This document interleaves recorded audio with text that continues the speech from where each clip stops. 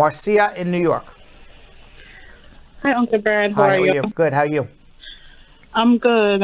I'm calling because on a recent trip to visit my fiance, well, I'm still in New York. He wants us to Get married. just go ahead and get married. Why not? However, I would return to my country and do consular processing Why? because I'm not prepared to migrate fully as yet. I'm just here for a visit. Okay, the consular processing is going to take at least 18 months, maybe longer. I'm sorry? It's going to take at least 18 months or maybe longer. Okay. In the meantime, am I able to use my visitor's visa?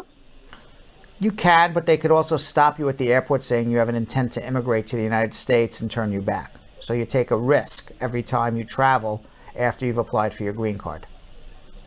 Oh, okay. So how long have you been here in the U.S.? Just 2 months. Mm-hmm. I return in a couple of weeks to Jamaica. Don't get married unless you've been here at least 90 days. Okay. I was going to ask about that as Yes. well. Can I choose from consular processing to AOS? If you get married after 90 days, I would put in your adjustment here and then get advance parole to travel back and forth. Oh, that's what you recommend? Yeah. Okay, great. All right. Thank you, Uncle Brad. Okay, you're welcome. Rose in Dallas. Hello. Hi, how are you? Hi, Uncle Brad. Hi, I have a question. Yes. So, if one is here, someone was here right before January 21st, and they are currently out of status, and they haven't been working, just doing some menial jobs like, cleaning or making hair for family members, Right. and they don't have the ITIN number, they don't have the tax.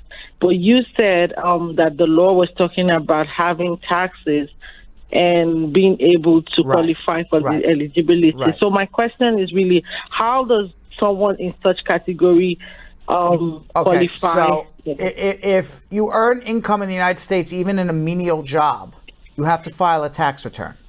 That doesn't necessarily mean you owe a tax, but you have to file a tax return. And that's regardless of whether you're legal, undocumented, you're working with status, you're working with a work permit, you're working out of status, it doesn't matter.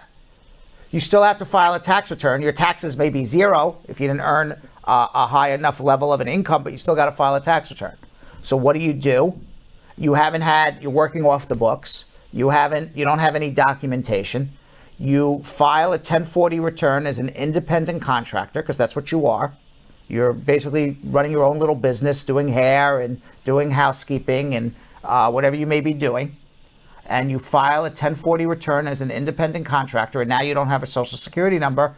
You attach a W-7 form to your 1040 return. The W-7 form requests the tax identification number. So you file your 1040 return with your W-7. If you didn't earn, you only earned $3,000, $4,000, $5,000, $6,000, $7,000, unlikely you're going to owe any taxes, but you still have to file a tax return nevertheless. And so can I go ahead and do it for this year just to be on the safe side? I would do it you do it before April 15th for the year 2020.